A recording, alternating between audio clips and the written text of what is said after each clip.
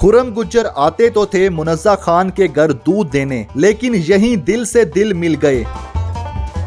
रिश्ते की बात चली तो मुनज़्ज़ा की भूख हड़ताल के सामने सबने टेक दिए घुटने और यूं मुनज़्ज़ा बन गई अपने घर दूध सप्लाई करने वाले की दुल्हन। जब इन्होंने मुझे कॉल की तो मैंने मौके को गनीमत समझा। मैं डरा हुआ इतना ज्यादा था, मैंने डायरेक्ट आई लव यू बोल दिया। उर्दू पॉइंट की वीडियोस देखने के लिए हमारा चैनल सब्सक्राइब कीजिए और बेल के आइकन पर क्लिक कीजिए ताकि आप हमारी तमाम आने वाली वीडियोस से बाखबर रह सकें। अस्सलाम वालेकुम, उर्दू पॉइंट में खुशामदीद। मैं हूं आपका मेज़बान उस्मान बट। नाज़रीन, इस वक्त हमारे साथ मोहब्बत करने वाला, प्यार करने वाला एक ऐसा लव बर्ड मौजूद है। ये हमारे साथ मौजूद है खुर्रम खान साहब, जिनका ताल्लुक गुज्जर बरादरी से है, और मौजूद है हमारे साथ मुनज़्ज़ा खान साहबा, जिनका ताल्लुक भी गुज्जर बरादरी से अब हो गया है। खुर्रम गुज्जर साहब जो कि मुनज़्ज़ा गुज्जर साहबा के घर में दूध सप्लाई करने आते थे। आप लोगों ने सुना होगा, जब दो प्यार करने वाले मिलते हैं तो गुलाब के फूल से बात शुरू होती है और दिल, जिगर, जान सब कुछ निछावर कर दिया जाता है। लेकिन यहाँ पर बात सिर्फ दूध से शुरू हुई और नंबर पे जाके ख़त्म हो गई। इन्होंने इनको फ़ोन नंबर दिया और उसके बाद इनका रिलेशन स्टार्ट हुआ और अब इनकी शादी हो गई है। तो इनसे जानते हैं कि ये दिल की सौदागर हैं खुर्रम साहब के, कैसे मिले, कैसे बात बढ़ी, ये रिश्ता कैसे शादी के रिश्ते में तब्दील हो गया। अस्सलाम वालेकुम। अस्सलाम वालेकुम। ये बताइएगा कि ये आपके घर कितने अरसे से दूध देने आ रहे थे और कब आपको लगा कि ये आप में इंटरेस्टेड है? ये दरअसल हमने जो है ना यहाँ पे शिफ्ट हुए थे अभी कोई 1 साल पहले। तो यहाँ पे हमारे चचा ताया वगैरह सब साथ साथ ही घर हैं। तो उनके उससे रेफरेंस से जो ये दूध देने आते थे, मतलब ये दूध वाले लगते नहीं थे कहीं से भी, तो ना हुलिया ऐसा था ना ही कोई लैंग्वेज। अच्छा, 1-2 दफ़ा मैं गई हूँ तो इन्होंने मुझे बड़ा ना इंटरेस्ट लेके देखा। अब आपको पता है लड़कियाँ समझ ही जाती हैं, लड़के अब लड़के कहना पता नहीं अच्छा लग भी रहा है कि नहीं लेकिन उस वक्त लड़के थे तो इसलिए मैं समझ गई कि कोई इंटरेस्टिंग जो है ना इनकी आँख के अंदर कोई है, ऐसा हिंट मुझे आ गया समझ। अच्छा, फिर थोड़ा सा मैंने भी इस तरीके से देखा, शायद इनको भी समझ आया हो। बस ऐसे ही थोड़ा सा ना इग्नोर कभी करके ये महीना चलता रहा। 1 माह के बाद जो है ना थोड़ा सा इन्होंने और ज़रा इंटरेस्ट दिखाया, हंस मुस्कुराए सही बाकायदा। तो मुझे भी ऐसा लगने लगा कि शायद ये मुझ में इंटरेस्टेड है। इसी तरह करते करते जो है ना फिर इन्होंने अपना नंबर जो है ना हमारे दूध का बर्तन जो था उसमें रख दिया। अब जब मैंने ले गई और दूध डाला तो इन्होंने कुछ ना ऐसे करके इशारा किया ऐसे तो फ़ोन का, हाँ जी। तो मैंने कहा ये क्या, ये कुछ है ऐसा।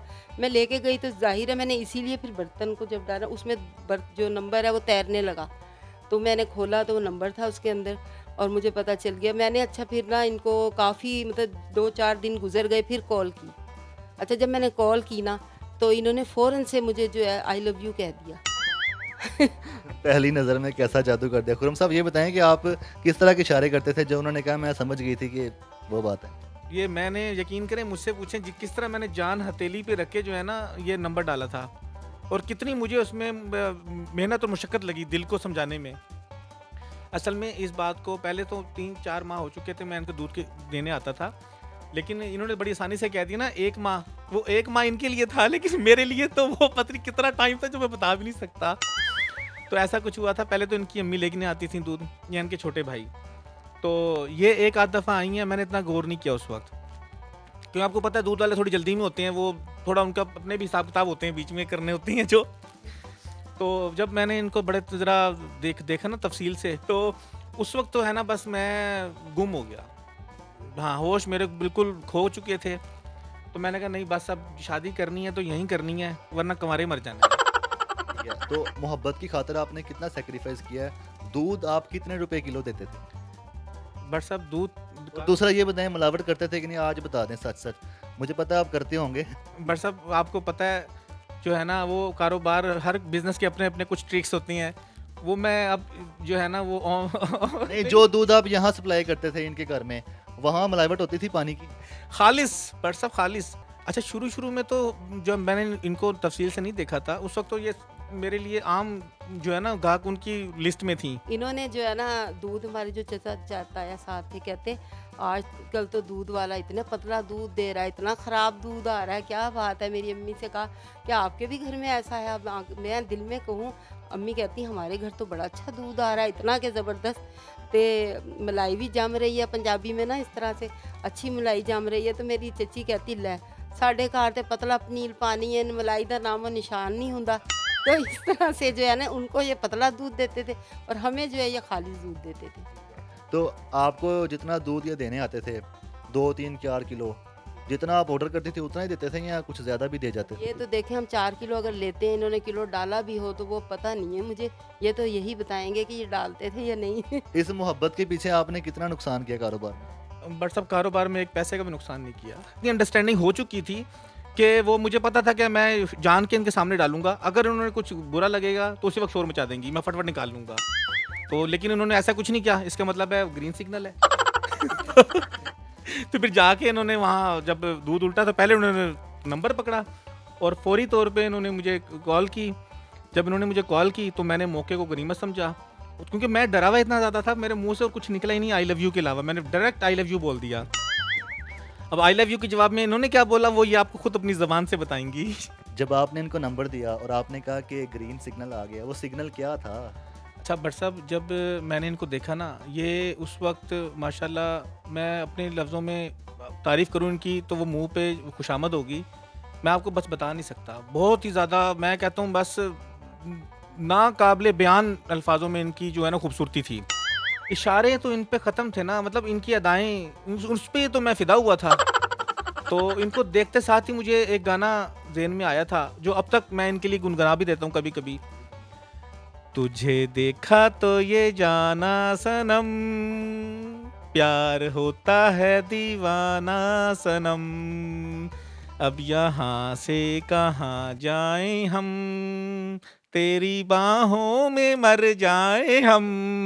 आप मरने की बातें ना करें, अभी आपने 100 साल जीना और इनके साथ ही जीना है। तो ये बताएं इसके बाद फिर फैमिलीज़ के साथ कैसे मुलाकात हुई, ये रिश्ता कब हुआ? बट सब मेरे पेरेंट्स तो फ़ौरन मान गए थे।